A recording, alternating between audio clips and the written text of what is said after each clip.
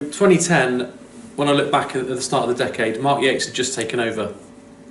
He took over 10 years ago on Sunday, actually. So he'd had a couple of games in charge. His first game was on Boxing Day, then he got his first win against Dagenham. But the decade started with a draw at Bradford, a 1-1 draw. I remember Justin Richards scoring a penalty.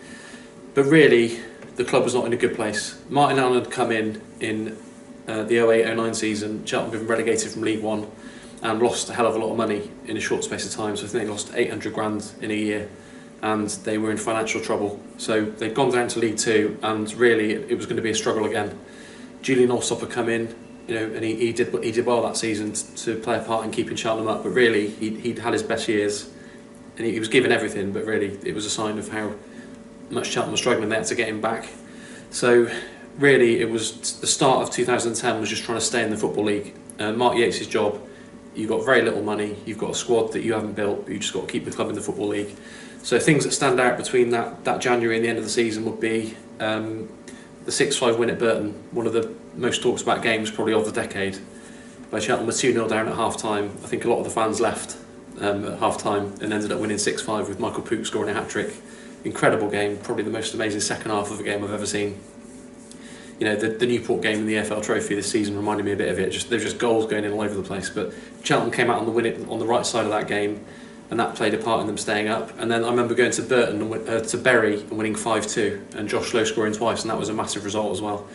But right down to the penultimate day of the season, Cheltenham went to Notts County, managed by Steve Cotterill, and they were 4-0 down at half time, and there was still a chance Cheltenham get relegated at that point. So it went down to the wire really. It ended up 5-0 that game. Cotterill took off Lee Hughes in the 39th minute because he'd already scored twice. I think Cotterill almost did Cheltenham a favour by taking him off because it could have been double figures. But last game of the season was a 1-1 draw against Accrington. Cheltenham had just about done enough to stay up.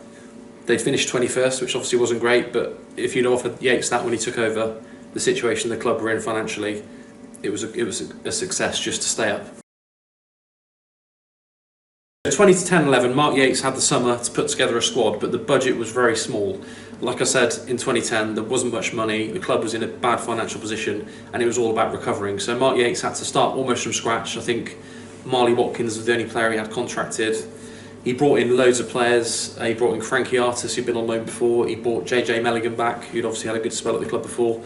Wes Thomas came in, Jeff Goulding, Steve Elliott came in 2010, Martin Riley came in at the back. So there was a team together, but it had been done on a very small budget. Now that season I remember starting really well. Wes Thomas started scoring goals straight away. Really good signing from Dagenham, where he'd never really got a chance. He was a really good find. Struck up a good partnership with Goulding. Sean Jeffers and Robin Shroot came in on loan and were both quite good. Jeffers made a positive impression, Shroot did okay. I remember a 6-4 defeat at Rotherham early that season, incredible game. Thomas scored, but I think Lafondra scored 4 for Rotherham. He was obviously destined for bigger and better things. So that was one of the games that stands out early in that season. And Yates was using a midfield diamond. That's another thing that stands out. There was no real width. It was sort of a Pook, Melligan, Artis, those sort of players were in the midfield, very narrow. Josh Lowe was there as well, still from having been signed by Keith Downing. So it was a sort of thrown together squad, not quite as much as we'll see in a future year, but it was almost starting from scratch, that squad. Started well, 6-4 defeat. I remember getting through to the FA Cup second round and going to Southampton, which was a good day out. Lost 3-0, they had a really good team. They were in League One at the time, but they had Lallana, Lambert, Font, Oxlade-Chamberlain. An unbelievable squad, but they were in League One, so that was a good day out. Lost 3-0 in the FA Cup, but nice day out. I remember a really bad day was in February, losing 4-0 at Stevenage. Byron Harrison scored a couple of goals before he'd signed for Cheltenham. That was the day where Yates thought, I'm going to sign him one day. But that season finished really badly, actually. Started well, fell away, and around Easter time Cheltenham were again in trouble of going down. I remember going to Lincoln in a really nervy game and winning with a goal. Danny Andrews scored a good free kick, I think. Win that one 2-1, just about did enough to stay clear of danger and ended up in 17th. But that season really will be known as the Wes Thomas season. He scored 19 league goals and got a move in the summer off the back of his form for Cheltenham, went to Crawley. He was probably the star of the show. But Keith Lowe had a good season. He got supporters player of the year at right back, and I look back, it was the stability season. You'd have all the shenanigans that went on with Martin Allen. Mark Yates came in, steadied the ship, probably started better than people thought, couldn't quite sustain it, ended up 17th, but that was okay at that time. The 11-12 season, Mark Yates had obviously got his squad together from the previous year. He kept some, but he brought a lot of important players in. I think he made 9 or 10 signings that summer, and most of them actually turned out to be real successes. So he brought in Alan Bennett, he brought in Marlon Pack on a permanent deal, having been on loan the previous season. He brought in Daryl Duffy, Qaid Mohammed, Sido John Barty. There was a couple of young lads came in as well, Harry Human, Baggerson Graham. That was when Ethan Moore signed his professional contract. But all the senior first team players, and I remember Luke Summerfield coming in quite late in pre-season, and there was a little bit of excitement building by some of the signings, but it didn't start particularly well. There was a good 1-0 win over Swindon here. I remember Steve Elliott scoring a header. Di Canio was Swindon manager. That was a really good result, but it was a bit inconsistent up and down. But there was a game at Bristol Rovers, I think it was the start of October, where Cheltenham put on a brilliant performance and won 3-1. And the key thing about that game was it was the first time that I think they stumbled on the three-man midfield of Marlon Pack, Russ Penn, another one that came in that summer, and Luke Summerfield. So any Cheltenham fan who saw that team play will remember that midfield fondly. 4-5-1/4-3-3, depending on which way one look at it. But once they, a bit like Michael Duff did with the 3-5-2, once Mark Yates stumbled on that 4-5-1, you got to give him some credit for doing it. Cheltenham rocketed up the table. I remember a brilliant 3-1 win at Oxford, as well as the win at Bristol Rovers. Cheltenham climbed the table, progressed in the FA Cup, knocked out Tranmere in League One at the time, so League above. Went to Luton and won 4-2, who were in the National League, but very good team. 4-2 win there, and that earned the tie against Tottenham. So midway through the season, Cheltenham were right up there in the league, and they had Tottenham in the third round of the FA Cup. Great day out at White Hart Lane, ended up losing 3-0, but just one to savour. Cheltenham went away for a little mid-season break there, came back and beat Aldershot in their first game back, which was really important, and ended up going top of the league around the end of January with a win at Macclesfield. And McGlashan had come in by then as well during the January for 50 grand. A bit of excitement about him because he'd always done well against Cheltenham in the past. So what cost Cheltenham that season? Because that team probably should have got automatic promotion. They just had a terrible March. The rest of the season was good. Butland was in on loan, excellent. He came in. He was playing probably from early in the season. Then he went back to Birmingham. Then he came back for another spell. Scott Brown responded really well to it and ended up becoming a much better goalkeeper as a result. But you know, Luke Garbutt was in, Jack Butland. That's one of the best teams Cheltenham have ever had in the Football League, ever had, full stop probably. But they had one bad month where it all went wrong, you know, including a 4-0 defeat at Southend, and they ended up having to do it through the playoffs. So I remember going down to Plymouth on the last day of the regular season and getting a win, which was a really good result. But the playoffs had already been booked, and then semi-finals, Torquay beat them 2-0 at home. McGlashan inspired, excellent performance. Ben Burgess was on loan and played his part as well. And then the away legs remembered for Scott Brown's goalkeeping performance, but more so probably Marlon Pack's free kick, 2-1 win and through to the final with a great night at Torquay. Lost in the final to Crewe due to probably Nick Powell's brilliance with the first goal. That was the difference between the two teams. And Cheltenham didn't quite produce their best at Wembley. Mark Yates admits that he got the team wrong, should have played Russ Penn, left him on the bench, played Jeff Goulding and Ben Burgess. Didn't quite work, but still a really good season. But that team was good enough, in my opinion, should have gone up automatically, just had one bad month. Ended up 6th, got to the playoff final, great day out, but in the end Crewe were the team that finished the season in the best form. Nick Powell in the squad just before he went to Man United, and they took a step up to League One, so, but very memorable team. The 12-13 is an interesting season because most Cheltenham fans would probably say the team wasn't quite as good as the year before because Luke Summerfield left and Darren Carter came in and did quite well, but I don't think the midfield was ever quite as effective as the Penn Pack Summerfield midfield. But they finished a place higher, so Cheltenham finished 5th that season. So even though it probably wasn't as good to watch as maybe 11-12, they finished a place higher, once again got through to the playoffs. So things that stand out for that season are getting through again to the third round of the FA Cup, beat Yate 3-0 here at the Johnny Rock Stadium, as it's now called, in the first round, then had to go and play Hereford at home in the second round. Hereford, a team that Cheltenham hadn't beaten for a very long time, drew here, and I remember Harry Pell playing particularly well for Hereford that day.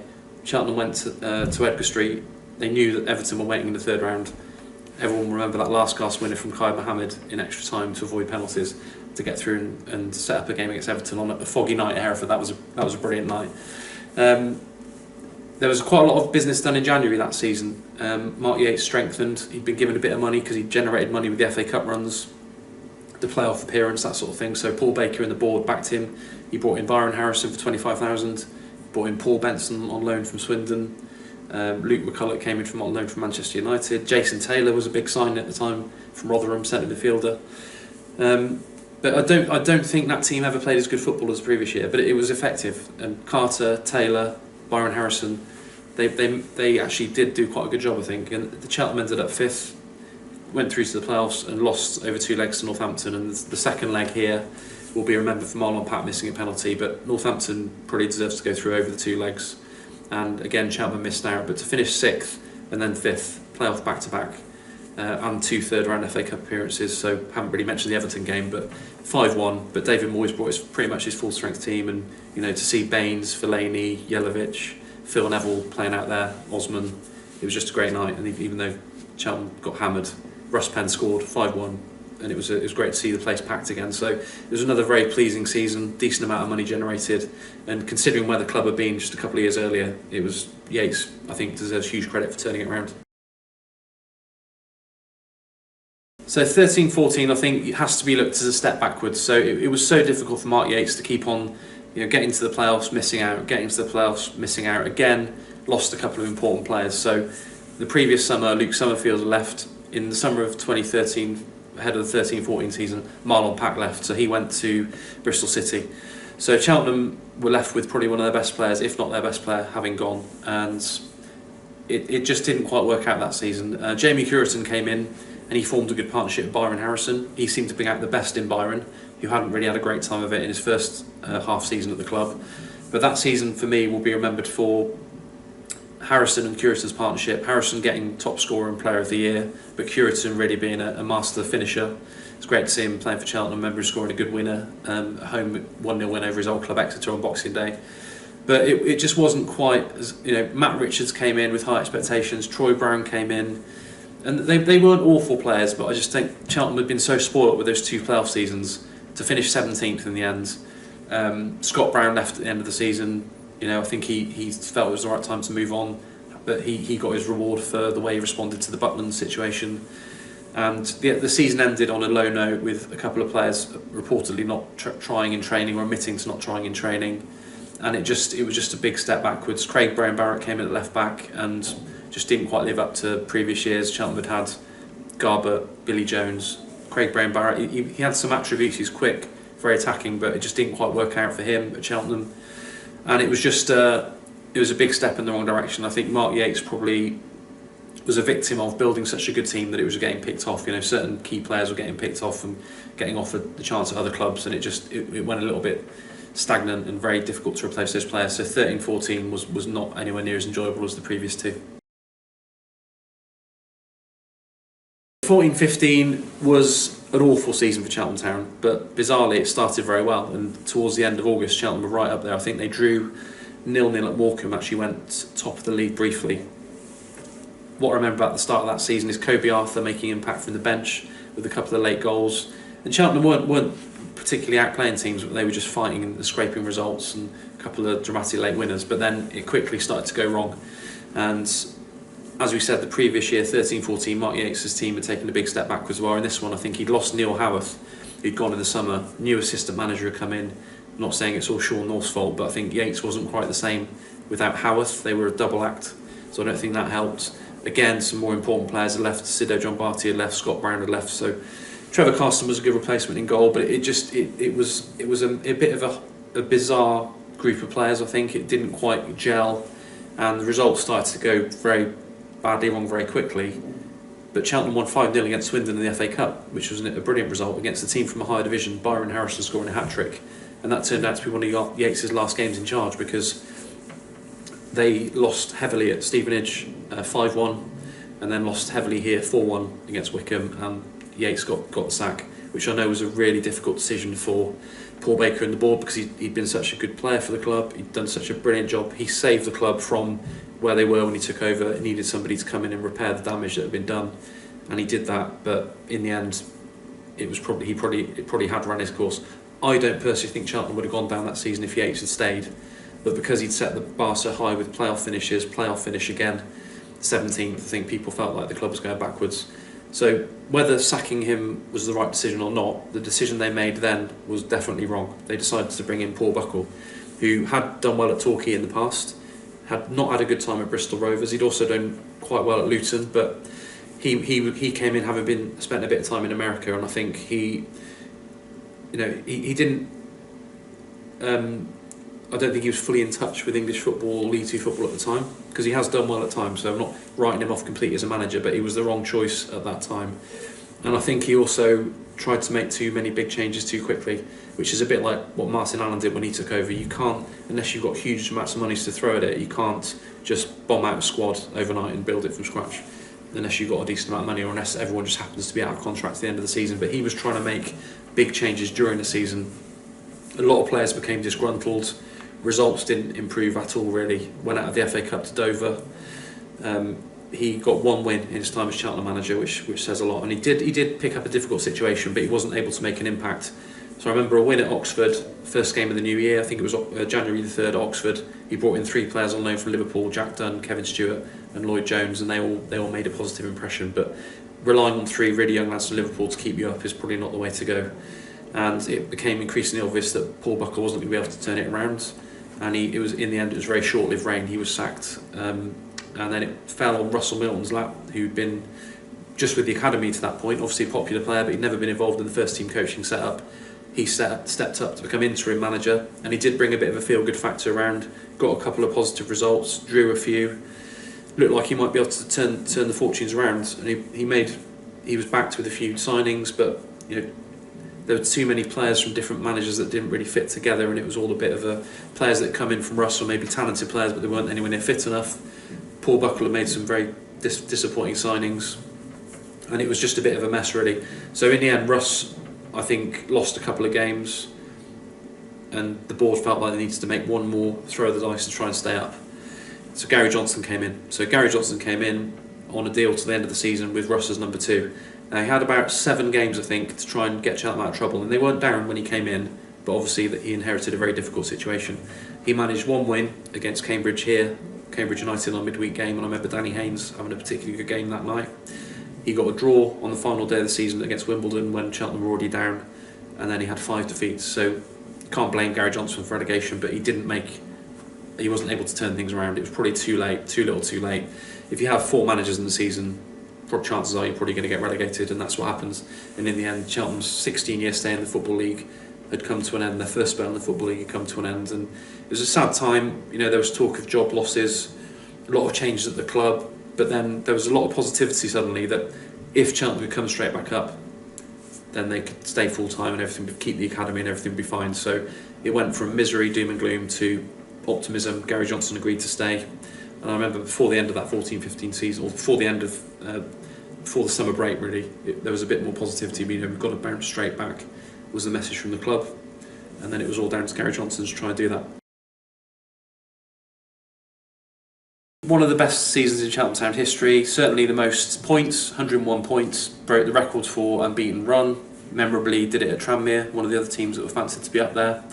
And Gary Johnson did something quite incredible that summer. He literally had a blank canvas with just a couple of youth lads really signed on. He cleared out the whole squad, which was needed really at the time, and he brought in a new 11, so all 11 players made their debut at Lincoln on the opening day of the season, and pretty much every single one of those players was a big hit. So I don't think many managers could have done that. It was an incredible achievement.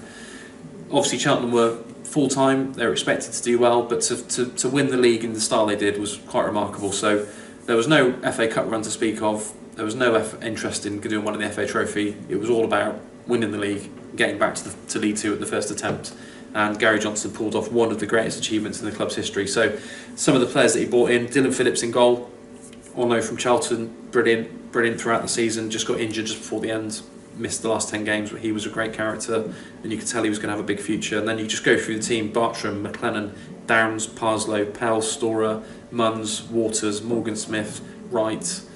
Holman came in January, scored 16 goals in 18 starts, I think. There were other players that chipped in, Dayton, Rowe, a couple of good loans, but everything he did that season turned to gold.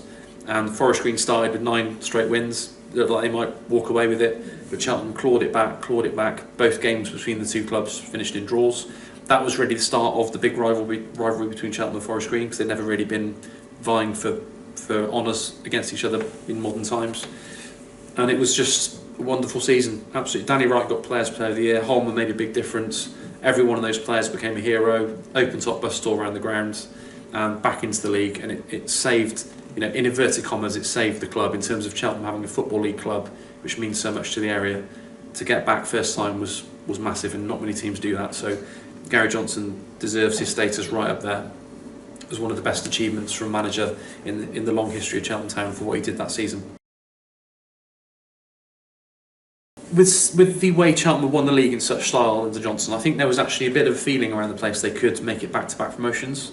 Bristol Rovers had done it. Not many teams have, but I think there was a bit of excitement that certainly Cheltenham would come up and do well. Nobody was expecting Cheltenham to come up and struggle, but the first half of the season was a bit of a struggle. I think Gary Johnson felt some of the players weren't good enough to make the step up, or maybe he made his mind up about that quite early on.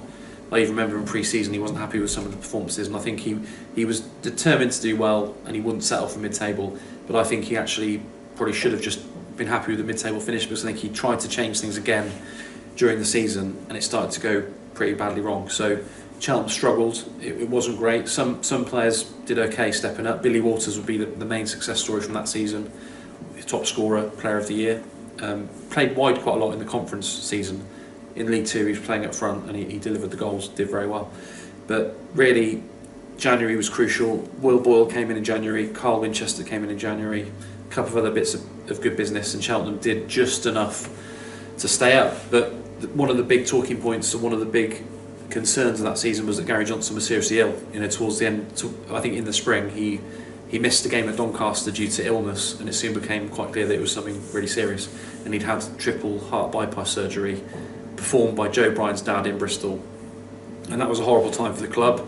But thankfully, Gary got through his operation well. Then he was seen in the director's box watching a game. Couldn't keep him away for very long. But then he got ill again. He got a virus which attacked his nervous system. Horrible situation, and it's since become quite clear that he was seriously in danger of losing his life. Lee Johnson has said that in an interview, that he thought he was gone. So Gary pulled through, recovered well. He was dictating things from his hotel room and from home, having FaceTime chats with the players. He's still heavily involved, and I think a lot of credit needs to go to Russ for the way that he saw out that season, hands-on. Gary was helping. Gary was still having a say, but I remember a really tense game here against Hartlepool where Cheltenham won 1-0, Danny Wright scored. That was the game that kept Cheltenham up, but it was tense. Cheltenham were in danger of going straight back down again. Main things were Cheltenham stayed up, Gary Johnson regained his health very well, recovered well from the two big scares, and then he signed a new contract that summer. So really, Cheltenham stayed up. A lot of the season it looked like they could go down, and the likes of Will Boyle and Carl Winchester made a positive impression. But some players maybe found it a step too far. Maybe some were written off a bit too early. But it was just all about survival on and off the pitch that year. So 17-18, everyone was hoping to avoid another battle against relegation and improve on 21st, try and creep up the table a little bit. There were some big signings made. Nigel Attangana came in on a 2-year deal. Johnson signed a new 2-year contract, as I said earlier. So there was a bit more of a, right, we've stabilised in the league now. Gary's got his health back. Let's kick on and hopefully climb up the table. But unfortunately, despite the signing of Mo Issa, it turned out to be another season of struggle, really. So without Issa's goals, I think Cheltenham would have been in real trouble. The other positives from that season were probably the Bristol City loan players of Taylor Moore and Joe Morrell. Both made a positive impression. But there was a few players played out of position. It wasn't particularly great to watch. There was a lot of chopping and changing, and the only real consistency throughout that season was Issa scoring goals. He broke the record for goals in a Football League season. Suddenly loads of clubs were watching at him. Got to give Cheltenham some credit and Johnson some credit for giving him a chance when he'd been playing for Greenwich Borough the previous year. But he stepped up and just was out of this world, really. One of the great individual performances of any Cheltenham player throughout the season. So it will be remembered as the Issa season, but without him, I think it could have been a lot worse. Cheltenham ended up 17th, so it was a bit of an improvement on the previous year, but really it was a bit of an anti-climax, and Cheltenham had a heavy defeat at home to Coventry 6-1, lost at home to Forest Green, which was a massive result in keeping Forest Green up, and there was just a little bit of an ill feeling starting to build between the fans and Gary Johnson towards the end of that season, and I think there was a feeling from some that he'd taken the club as far as he could. Others were still very much in his camp. Paul Baker was right behind him, but some fans are starting to change their mind, and I think it was it was probably the right time for a change that summer, but obviously Cheltenham kept Gary Johnson on. 18-19 will be remembered for the very early managerial change, so it didn't start well. Cheltenham couldn't score goals, they lost Issa, didn't really look like they were able to replace him, despite putting in bids for Danny Rowe of AFC Fylde. Manny Duku came in, Calvin Kalala came in, Alex Adai came in, and it looked like Johnson was looking for the next Issa, which is fair enough. You know, Issa had come in and made the club a lot of money going to Bristol City for one to 1.5 million. But it didn't. The squad looked like it was lacking. Liam McAlinden came in and struggled, and there were some other players that, like Ben Tozer was centre midfield, didn't make a particularly good impact, and there were other players that struggled. So it started poorly with some defeats. Ben Tozer playing up front against Carlisle is not something that Cheltenham fans will remember fondly, although he tried his best. He's not a striker, and it was probably a hangover from the previous year, but within a few games his job was already under threat. And I remember there was a game here, that Ben Tozer up front game against Carlisle, where he got summoned into a board meeting and it looked like he might get the sack, but they gave him an extra chance to see if he could turn it around. The following game was a Tuesday night at Macclesfield towards the end of August, and Cheltenham were poor, 1-0 down. Macclesfield missed a penalty. Hussey came on for his debut in the second half and made a really good impression. Duku scored an equaliser, 1-1, but it wasn't enough to convince. Macclesfield were a poor team at that point, and it wasn't enough to convince the board that Gary should keep his job. He was sacked immediately after that game. So different opinions on that. Was it too early? Should it have been done in the summer? Should they give him a bit more time? They made the decision, and obviously one of Andy Wilcox's first big decisions as chairman, that was a big change that summer, was obviously Wilcox took over from Paul Baker as chairman. One of his big first decisions was change the manager. So there was a period in charge for Russell Milton. So again, he'd done it between Buckle and Johnson. He'd done it when Johnson was ill, and then he did it after the sacking of Johnson. Milton once again in caretaker charge. So he's quite often had to pick up a very difficult situation and manage and difficult circumstances. So he did it again. Brought in a couple of players. Sam Jones came in, Kelsey Mooney came in, Chris Clements came in, trying to get a few players in before the deadline, because obviously Gary Johnson was sacked just before the transfer deadline. But then it became quite clear that Michael Duff was coming in. So Michael Duff came in, everybody remembered him fondly from his playing days. He'd gone and had a great time at Burnley as a player and had learnt the coaching, cut his teeth in coaching with the under-18s, the under-23s, and he was just starting to get involved with Sean Dyche's first team, and he decided to take the chance to manage the first team back at his old club. So he came in September, and again he came as a lot of managers would. He took over a difficult situation, a club that was struggling, massive squad, some Johnson players, some other players that Milton had brought in as well to try and improve things. I think there was nearly 30 players when he took over. A lot of players were struggling, a lot of players were being used in the wrong roles, and he had a big job on his hands. But there was a lot of goodwill towards him from the fans. People wanted to change. People, young, enthusiastic, links with the club. Started off in a suit, but that was quickly ditched for a tracksuit, which I think definitely suits him more than a suit. He's a hands-on manager. He's out there doing the warm-up, and that came back pretty quickly. But he did have a difficult start and couldn't get the win for I think 9 or 10 games.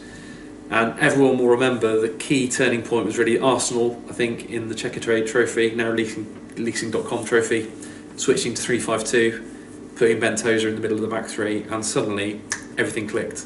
And really, from a team that looked, having lost to Stevenage at home, like relegation certainties, without bringing in a huge amount of players, they went to becoming a very good or useful League Two team. Now Luke Varney played a huge part in that, which was Michael Duff's first signing.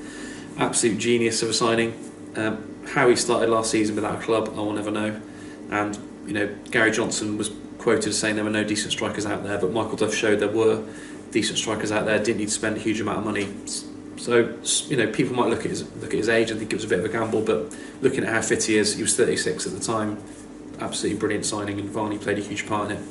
Tyrone Barnett would also come in. Once he got himself fit, he started to make a nuisance of himself as well. But I think really the signing of Varney and the return to fitness of Hussey were massive, as well as the change of formation. So that allowed Hussey the chance to get forward from left wing back. Broom excelled for long periods at right wing back, and Cheltenham gradually crept up the table. They were still in trouble around Christmas, but I remember the first game where I thought Cheltenham are going to be okay was Yeovil on New Year's Day, going there and winning 4-1 and just blowing them away. They were struggling at the time, but I think that was the game where I thought Cheltenham were going to be okay this season. And then it was a much improved second half of the season. Ended up 16th, which was Cheltenham's best finish since the Yates second playoff season, where Cheltenham finished 5th. So they'd not finished above 17th since 2013, so that was a good achievement, particularly if you look at where Cheltenham were when Duff took over. So there were some great performances, some good football.